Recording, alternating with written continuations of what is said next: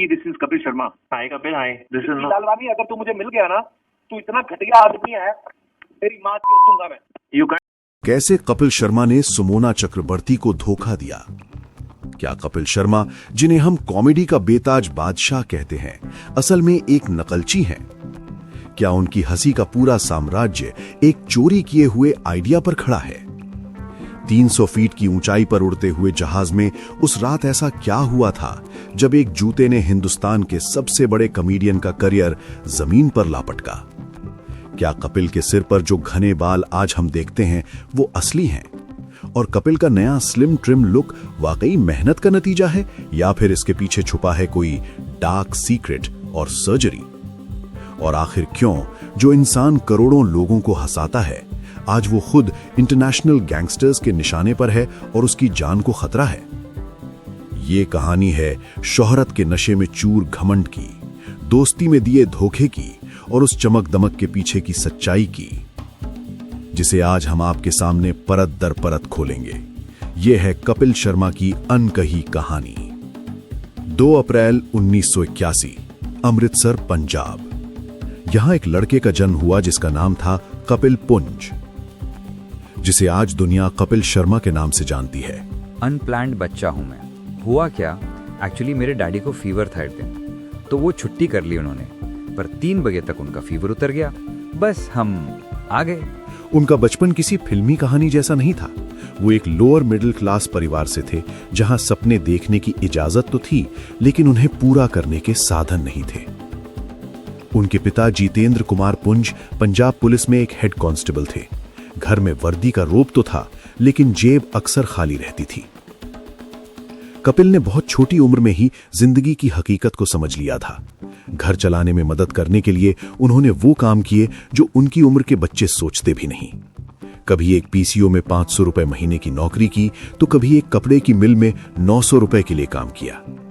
लेकिन उस पुलिस की वर्दी के सख्त अनुशासन के नीचे एक कलाकार का दिल भी धड़कता था। कपिल के पिता, जो अपनी थैंकलेस नौकरी में फंसे हुए थे, असल में एक थिएटर आर्टिस्ट थे। ये एक ऐसा राज था जो कपिल को बहुत बाद में पता चला।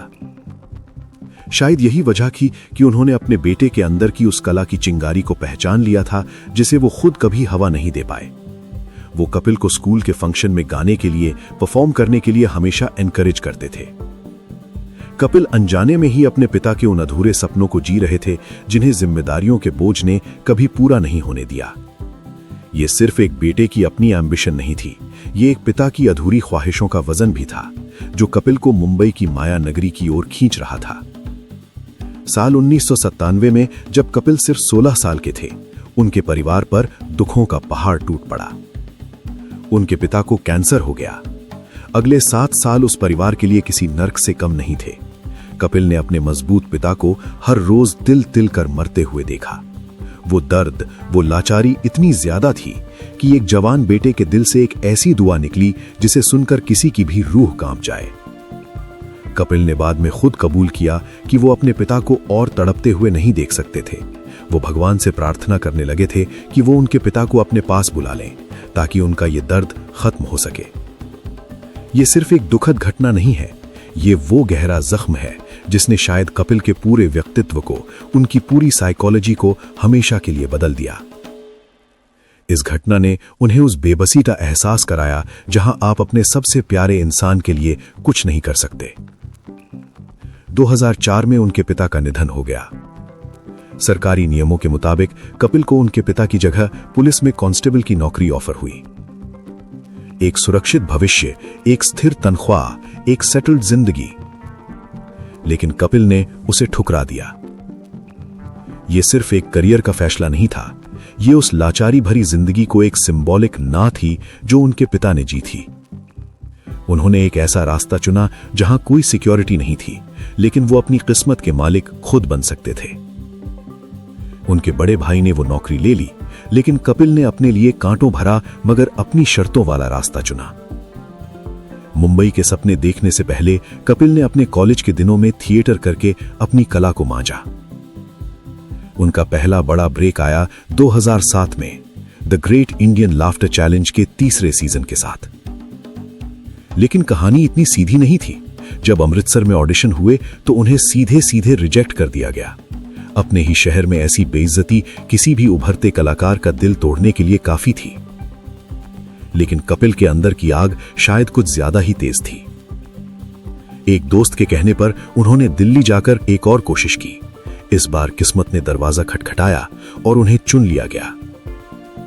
यह सिर्फ एक टीवी शो में एंट्री नहीं थी, ये उस सिस्टम को, उन जजेस को, उस लड़के का जवाब था जिसे उसके अपने ही शहर में नाकाबिल समझा गया था। और कपिल ने इस मौके को दोनों हाथों से लपका। एक के बाद एक धमाकेदार परफॉर्मेंस से उन्होंने न सिर्फ जजों का बल्कि पूरे देश का दिल जीत लिया। वो उस सीजन के विनर बने। ये जीत सिर्फ एक ट्रॉफी नहीं थी, ये उस बड़े रिस्क का इनाम था जो उन्होंने पुलिस की नौकरी ठुकरा कर लिया था। The great Indian laughter challenge जीतने पर उन्हें 10 लाख रुपए का इनाम मिला। उस जमाने में ये एक बहुत बड़ी रकम थी, खासकर उस लड़के के लिए जिसने 500 से 900 रुपए महीने पर काम किया था। लेकिन उन पैसों से उन्होंने अपने लिए एक गाड़ी या घर नहीं खरीदा। उन्होंने अपनी पहली बड़ी कमाई का एक एक पैसा अपनी बहन की शादी में लगा दिया। ये एक बेटे और भाई का फर्ज था, लेकिन इस एक काम ने अनजाने में ही उनके दिमाग में एक मसीहा कॉम्प्लेक्स या सबका उद्धार करने वाले की सोच को जन्म दे दिया। पिता के जाने के बाद वो अब परिवार के नए मुखिया थे, सबके पालनहार। ये सोच उनके दिमाग में इतनी गहरी बैठ गई कि आगे चलकर वो अपने साथ काम करने वालों को सिर्फ को आर्टिस्ट नहीं बल्कि अपने एहसानों के नीचे दबे हुए लोग समझने लगे। इस जीत ने उनके लिए कॉमेडी सर्कस जैसे शो के दरवाजे खोल दिए, जहां उन्होंने लगातार 6 सीजन जीतकर अपनी बादशाहत कायम की। लेकिन इसी कामयाबी के साथ उनके अंदर ये विश्वास भी मजबूत होता जा रहा था कि वो सिर्फ एक कलाकार नहीं बल्कि दूसरों के करियर बनाने वाले गॉडफादर्स हैं। और यही सोच आगे चलकर उनके पतन का सबसे बड़ा कारण बनने वाली थी। लगातार सफलता के बाद कपिल शर्मा ने अपनी जिंदगी का सबसे बड़ा दाव खेला। उन्होंने अपनी खुद की प्रोडक्शन कंपनी के 9 प्रोडक्शंस बनाई और 22 जून 2013 को कलर्स टीवी पर अपना show comedy nights with Kapil launch किया। जो हुआ वो इंडियन टेलीविजन के इतिहास में किसी चमत्कार से कम नहीं था। ये शो रातों रात भारत का सबसे ज्यादा देखा जाने वाला स्क्रिप्टेड टीवी शो बन गया।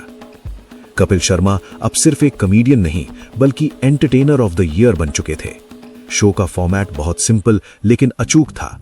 कुछ मजेदार किरदार जैसे दादी, बुआ और पलक जो स्केच कॉमेडी करते थे, और फिर बॉलीवुड के बड़े बड़े सितारे अपनी फिल्मों को प्रमोट करने आते थे। ये शो हर हफ्ते पूरे देश के लिए एक फैमिली रिचुअल बन गया।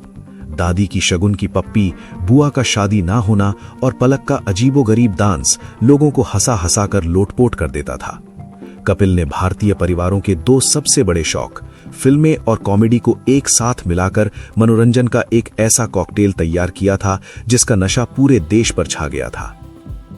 इस शो की सफलता ने कपिल को उस आसमान पर पहुंचा दिया जहां से नीचे देखना भी मुश्किल था। लेकिन इस चमक दमक वाली कहानी का एक और पहलू था जो अक्सर सुर्खियों से दूर रहा। कपिल शर्मा को एक ऐसे क्रिएटिव जीनियस के तौर पर देखा जा रहा था जिसने भारतीय टीवी पर कॉमेडी का एक नया फॉर्मेट इजाद किया था। लेकिन सच ये है कि कॉमेडी नाइट्स विद कपिल का फॉर्मेट काफी हद तक एक British show the Kumars and number 42 से इंस्पायर्ड था। इसका कॉन्सेप्ट लगभग हूबहू यही था। एक ब्रिटिश इंडियन परिवार जो अपने घर में बने एक स्टूडियो से सेलिब्रिटी चैट शो होस्ट करता है। शो में परिवार के लोग, खासकर दादी, मेहमानों के इंटरव्यू में दखल देते हैं और उनसे अजीबोगरीब सवाल पूछते हैं। ये कॉमेडी नाइट्स के फॉर्मेट से इतना मिलता जुलता था कि इसे सिर्फ एक इत्तेफाक नहीं कहा जा सकता। ये सच्चाई कपिल की सेल्फ मेड जीनियस वाली इमेज को सबसे बड़ा धक्का पहुंचाती है। ये बताती है कि उनकी सबसे बड़ी कामयाबी एक ओरिजिनल क्रिएशन नहीं बल्कि एक शानदार अडैप्टेशन थी। बाद में उनके शो के राइटर पर एक stand up comedian Abhijeet Ganguly ने अपना जोक चुराने का आरोप लगाया। अभिजीत का कहना था कि उनका एक जोक जो भारतीय क्रिकेट के बॉलर और उनके छोटे भाई होने पर था, उसे द कपिल शर्मा शो में कीकू शारदा ने लगभग हूबहू कॉपी कर लिया। ये सब मिलकर एक ऐसे पैटर्न की ओर इशारा करता है जहां क्रिएटिविटी अक्सर उधार ली गई थी। कपिल एक शानदार परफॉर्मर और एक चालाक प्रोड्यूसर जरूर थे, लेकिन शायद एक ओरिजिनल क्रिएटर नहीं। मार्च 2017 कपिल शर्मा और उनकी टीम ऑस्ट्रेलिया में एक कामयाब शो करने के बाद मेलबर्न से मुंबई लौट रही थी। बिजनेस क्लास में सफर कर रहे कपिल ने ग्लेनफिडिच विस्की की एक पूरी बोतल खत्म कर दी थी और वो बुरी तरह नशे में थे। जैसे ही केबिन क्रू ने खाना परोसना शुरू किया, उनकी टीम के कुछ लोगों ने खाना शुरू कर दिया। ये देखकर कपिल का पारा 7वें आसमान पर पहुंच गया। चश्मदीदों के मुताबिक वो अपनी सीट से उठे और चिल्लाने लगे, जब मैंने खाना शुरू नहीं किया तो तुम लोगों ने कैसे ले लिया खाना? उनकी आवाज इतनी तेज थी कि फ्लाइट के बाकी यात्री भी सहम गए। उनकी टीम के डरे हुए सदस्यों ने अपनी आधी अधूरी खाने की ट्रे वापस करनी शुरू कर दी। ये सिर्फ खाने को लेकर एक छोटी सी नाराजगी नहीं थी, ये उस अहंकार का ज्वालामुखी था जो सफलता के नशे में फट पड़ा था। कपिल के लिए ये उनके रुतबे को, उनके अधिकार को चुनौती थी। वो ये बर्दाश्त नहीं कर सकते थे कि उनकी प्रजा ने राजा से पहले भोजन करने की जुर्रत कैसे की। इस तनाव भरे माहौल में सुनील ग्रोवर ने बीच बचाव करने की कोशिश की। उन्होंने कपिल को शांत करने की कोशिश की, लेकिन ये आग में घी डालने जैसा साबित हुआ। कपिल का सारा गुस्सा अब सुनील पर उतर आया। उन्होंने अपना जूता उतारा और सुनील को दे मारा। वो यही नहीं रुके। सुनील ग्रोवर के जाने के बाद शो की आत्मा ही चली गई थी। टीआरपी गिरने लगी और कपिल की जिंदगी भी पटरी से उतर गई। फिरंगी बॉक्स ऑफिस पर बुरी तरह पिटी, जिससे उन्हें भारी पैसों का नुकसान हुआ। जो आदमी कल तक कामयाबी के शिखर पर था, वो अब गहरे डिप्रेशन, शराब की लत और यहाँ तक कि आत्महत्या के ख्यालों से जूझ रहा था। वो दिन में भी शराब पीने लगे थे और अक्सर शूट कैंसिल कर देते थे। एक बार तो उन्होंने शाहरुख खान और अजय देवगन जैसे बड़े सितारों को घंटों इंतजार कराने के बाद शूट रद्द कर दिया। ये कितनी बड़ी विडंबना थी कि जो इंसान ये दावा करता था कि उसने सबके करियर बनाए हैं, वो अब खुद अपना करियर तबाह करने पर तुला हुआ था। सफलता का नशा उतर चुका था और अब सामने थी एक कड़वी, अकेली हकीकत। जब कोई इंसान अपनी गलतियों का सामना नहीं कर पाता तो वो दुनिया पर इल्जाम लगाने लगता है। कपिल ने भी यही किया। उन्होंने एक पत्रकार को फोन पर गालियों से भरी धमकी दी, जिसकी रिकॉर्डिंग लीक हो गई और एक बड़ा विवाद खड़ा हो गया। Vicky, this is Kapil Sharma. Hi Kapil, hi this is Lalwani. अगर तू मुझे मिल गया ना तो इतना घटिया आदमी है, तेरी माँ चोद दूंगा मैं। You can't speak to me like this. खो, तेरी बेटी मेरे साथ सोना चाहती है, लिखना उसके बारे में। एक और मौके पर उन्होंने नशे में प्रधानमंत्री मोदी को टैग करते हुए बीएमसी में भ्रष्टाचार की शिकायत कर दी, जैसे कि पूरा सिस्टम उनके खिलाफ साजिश कर रहा हो। ये व्यवहार अपनी जिम्मेदारी से भागने का एक क्लासिक उदाहरण था। खुद के अंदर झांकने के बजाय उन्होंने अपने पतन का दोष नेगेटिव मीडिया कवरेज और सिस्टम पर मढ़ दिया। ये एक ऐसे इंसान की प्रतिक्रिया थी जिसका अहंकार इतना बड़ा हो चुका था कि वो असफलता को स्वीकार ही नहीं कर सकता था। कहा जाता है कि इस मुश्किल दौर में शाहरुख खान ने उनसे अपनी कार में अकेले में बात की और उन्हें कुछ सलाह दी, जिसने उन्हें ठीक होने की दिशा में पहला कदम उठाने में मदद की। हर अंधेरी रात के बाद सुबह होती है। कपिल की जिंदगी में वो सुबह उनकी पत्नी गिन्नी चतर बनकर आई। कपिल और गिन्नी की मुलाकात जालंधर के कॉलेज में हुई थी, जहां कपिल थिएटर में उनके सीनियर और मेंटर थे। गिन्नी को उनसे बहुत पहले ही प्यार हो गया था, लेकिन उस समय कपिल ने उनके बीच की आर्थिक खाई को देखते हुए इस रिश्ते को ठुकरा दिया था। उन्होंने गिन्नी से कहा था कि जिस कार से वो आती हैं, उसकी कीमत उनके पूरे परिवार की कुल संपत्ति से ज्यादा है। गिन्नी के पिता ने भी शुरुआत में उनके रिश्ते को नामंजूर कर दिया था। ये प्रेम कहानी क्लास, लगन और बदलते पावर डायनामिक्स की एक दिलचस्प कहानी है। जिस लड़के ने कभी खुद को गरीब समझकर एक अमीर लड़की के प्यार को ठुकरा दिया था, वो आगे चलकर अपनी ही कामयाबी के नशे में चूर हो गया। लेकिन गिन्नी का प्यार सच्चा था और उन्होंने हर मुश्किल में कपिल का साथ दिया। 2 दिसंबर 2018 को कपिल और गिन्नी ने शादी कर ली। ये शादी कपिल के सबसे बुरे दौर के बाद हुई। गिन्नी उस लंगर की तरह थी जिसने कपिल की डूबती नाव को संभाला। उनके बच्चों अनायरा और त्रिशान के जन्म ने उनकी जिंदगी को एक नया मकसद दिया। ये सब ठीक उसी समय हुआ जब वो सोनी पर द कपिल शर्मा शो के नए सीजन के साथ अपनी पेशेवर वापसी कर रहे थे। हालांकि गिन्नी का सपोर्ट बिना किसी शक के असली और बहुत जरूरी था, लेकिन उनकी शादी ने कपिल की पब्लिक इमेज को सुधारने के लिए एक ताकतवर हथियार का भी काम किया। एक फैमिली मैन की कहानी ने उनकी एक अहंकारी, बदतमीज, शराबी की इमेज को नरम करने में मदद की। ये वापसी सिर्फ एक नए शो की नहीं थी, ये दुनिया के सामने एक नए, ज्यादा मैच्योर कपिल शर्मा को पेश करने की थी, जिसमें उनकी पत्नी और परिवार उनके इस बदलाव का सबसे बड़ा सबूत थे। ये एक स्ट्रेटेजिक रीसेट बटन था जिसने दर्शकों को उनकी पिछली गलतियों को माफ करने और इस नए सुधरे हुए व्यक्तित्व को अपनाने का एक मौका दिया। कपिल ने वापसी तो कर ली, लेकिन उनकी कॉमेडी में वो पुरानी बात नहीं रही। समय के साथ उनके शो के ह्यूमर के खिलाफ आलोचना बढ़ने लगी। इसे अक्सर दोहराव वाला, अजीब और समस्याग्रस्त बताया जाने लगा। उनकी कॉमेडी पत्नियों पर किए जाने वाले मिसोजिनिस्टिक मजाक, शारीरिक बनावट का मजाक, खासकर सुमोना चक्रवर्ती और अर्चना पूर्ण सिंह पर और क्लासिक ह्यूमर पर बहुत ज्यादा निर्भर रहने लगी। हाल ही में डायरेक्टर एटली के साथ हुआ विवाद इसका एक बड़ा उदाहरण है, जहां कपिल की बातों को नस्लवादी या रंगभेदी के रूप में देखा गया। कपिल ने एटली से पूछा कि क्या सितारे उनसे मिलने पर पूछते हैं कि असली एटली कहाँ है, जो उनकी त्वचा के रंग और कद पर एक भद्दा तंज था। एटली ने बड़ी गरिमा के साथ जवाब दिया कि किसी को उसकी शक्ल से नहीं बल्कि उसके दिल से आंकना चाहिए। ये घटना दिखाती है कि कपिल की कॉमेडी समय के साथ इवॉल्व होने में नाकाम रही। जो 2013 में मजेदार लगता था वो 2023 तक पुराना और आपत्तिजनक हो गया था। कपिल की करियर का अगला बड़ा कदम था नेटफ्लिक्स। ये उन्हें एक लोकल टीवी स्टार से एक ग्लोबल कॉमेडी आइकॉन बनाने वाला था, लेकिन हुआ इसका ठीक उल्टा। उनका Netflix stand up special I am not done yet को मिलीजुली समीक्षाएं मिली, जिसे फीका, साधारणहीन और सुरक्षित बताया गया। उनका बड़ा budget show the great Indian Kapil show शुरुआती हाइप के बाद लगातार गिरती दर्शक संख्या का सामना कर रहा है और अक्सर नेटफ्लिक्स की ग्लोबल टॉप 10 लिस्ट से बाहर हो जाता है।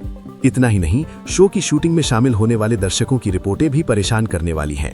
दर्शकों ने अपने अनुभव को बेहद दयनीय बताया है, जिसमें असभ्य स्टाफ, गर्मी में 4 घंटे का इंतजार और यहां तक कि बाथरूम ब्रेक की इजाजत न देना भी शामिल है। ये सब एक बुनियादी समस्या की ओर इशारा करता है।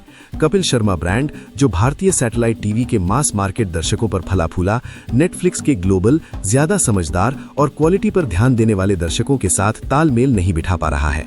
वो एक ऐसा राजा है जिन्होंने अपना पुराना राज्य खो दिया है और एक नए राज्य को जीतने में नाकाम हो रहे हैं। और नेटफ्लिक्स शो का लोगों को पसंद ना आने की एक और वजह बताई जाती है सुमोना का ना होना। कपिल शर्मा के शो की जब भी बात होती है तो एक चेहरा हमेशा याद आता है, उनकी ऑन एंड स्क्रीन पत्नी सुमोना चक्रवर्ती का। वो जोड़ी जिसकी नोक झोंक पर पूरा हिंदुस्तान हंसता था। वो केमिस्ट्री जो इतनी असली लगती थी कि लोग सुमोना को कपिल की असली बीवी समझने लगे थे। कपिल शर्मा और सुमोना चक्रवर्ती की कहानी कॉमेडी नाइट से बहुत पहले शुरू हुई थी। उनकी पहली मुलाकात कॉमेडी सर्कस के सेट पर हुई थी।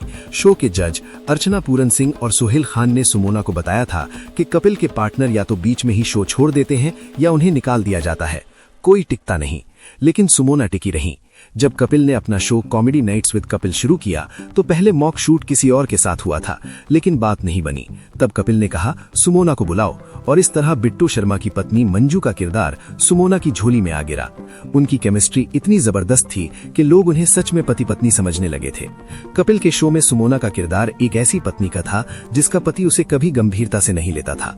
खास तौर पर उनके होंठ और उनका मुंह कपिल के जोक्स का परमानेंट टारगेट बन गए। बतख जैसे होंठ है तेरे, बड़ा अजीब मुंह है तेरा, इस तरह के मजाक हर एपिसोड में दोहराए जाते थे और इसी तरह 10 साल तक टीवी पर इनकी जोड़ी राज करती रही। लेकिन जब नेटफ्लिक्स पर कपिल शर्मा ने वापसी करी तो शो की पूरी पुरानी कास्ट वापस आई। कीकू शारदा, कृष्णा अभिषेक और सबसे बड़ी सरप्राइज एंट्री थी सुनील ग्रोवर की, जिनके साथ कपिल का कुख्यात फ्लाइट वाला झगड़ा हुआ था। लेकिन सुमोना कहीं दिखाई नहीं दी क्योंकि कपिल ने उन्हें शो से बाहर कर दिया गया था। और सबसे चौंकाने वाली बात ये थी कि उन्हें इस बारे में बताया तक नहीं गया। लेकिन क्या ये पूरी सच्चाई थी? अंदर के सूत्रों की माने तो कहानी कुछ और ही थी। एक रिपोर्ट के मुताबिक सुमोना इस फैसले से बहुत ज्यादा अपसेट और गुस्से में थी। उन्हें उम्मीद थी कि जब शो आएगा तो पूरी पुरानी कास्ट को साथ रखा जाएगा, लेकिन उन्हें कपिल की तरफ से कोई कॉल नहीं आया। हालांकि सुमोना आज भी पब्लिक में यही कहती हैं कि उनके और कपिल के बीच सब ठीक है, लेकिन सच क्या है ये शायद उन दोनों के अलावा कोई नहीं जानता। सुमोना की इस किस्से से ये बात तो साफ हो गई कि शोबिज की दुनिया में आपका चेहरा ही आपकी किस्मत है, और कपिल शर्मा ने इस किस्मत को चमकाने के लिए कोई कसर नहीं छोड़ी है। जी हाँ दोस्तों, आपने गौर किया होगा कि हाल के सालों में कपिल शर्मा के फिजिकल अपीयरेंस में एक जबरदस्त बदलाव आया है। उन्होंने काफी वजह कम किया है, जिससे उनका जॉ लाइन पहले से ज्यादा शार्प और शरीर दुबला पतला हो गया है। कपिल ने इस बदलाव का क्रेडिट एक डिसिप्लिन्ड लाइफस्टाइल, इंटरमिटेंट फास्टिंग और वर्कआउट को दिया है। लेकिन सोशल मीडिया पर अटकलों का बाजार गर्म है। कई लोगों का मानना है कि ये बदलाव सिर्फ डाइट और एक्सरसाइज का नतीजा नहीं है, बल्कि इसके पीछे ओजेम्पिक देसी वेट लॉस दवाओं या किसी और तरह की सर्जरी का हाथ हो सकता है। ये वही एलिगेशंस हैं जो सिंगर बादशाह पर भी लगाए जा रहे हैं। लेकिन कपिल के बदलाव की कहानी सिर्फ उनके वजन तक ही सीमित नहीं है। उनके बालों का राज शायद सबसे बड़ा और सबसे ज्यादा चर्चित रहस्य है। अगर आप उनके करियर के शुरुआती दिनों की तस्वीरें देखें तो ये साफ दिखता है कि वो मेल पैटर्न बॉल्डनेस का सामना कर रहे थे। उनके सिर पर कई बोल्ड पैच थे और बाल लगातार कम हो रहे थे, लेकिन आज उनके सिर पर घने काले बाल हैं। ये चमत्कार रातों रात कैसे हो गया, इस पर 2 थियरीज हैं। कई मेडिकल एक्सपर्ट्स और रिपोर्टों का मानना है कि कपिल ने हेयर ट्रांसप्लांट करवाया है, जो आजकल सेलिब्रिटीज के बीच एक बहुत आम प्रक्रिया है। इसमें सिर के पीछे से बाल लेकर आगे के हिस्से में लगा दिए जाते हैं।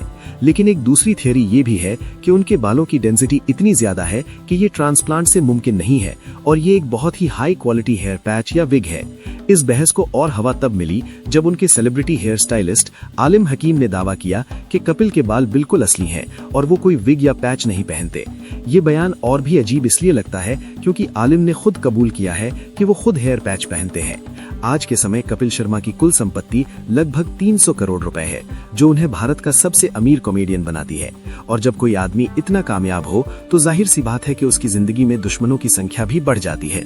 और ऐसा ही अब कपिल के साथ भी हो रहा है, क्योंकि कनाडा के सरे में स्थित उनके कैफे कैप्स कैफे पर 3 बार गोलीबारी हो चुकी है।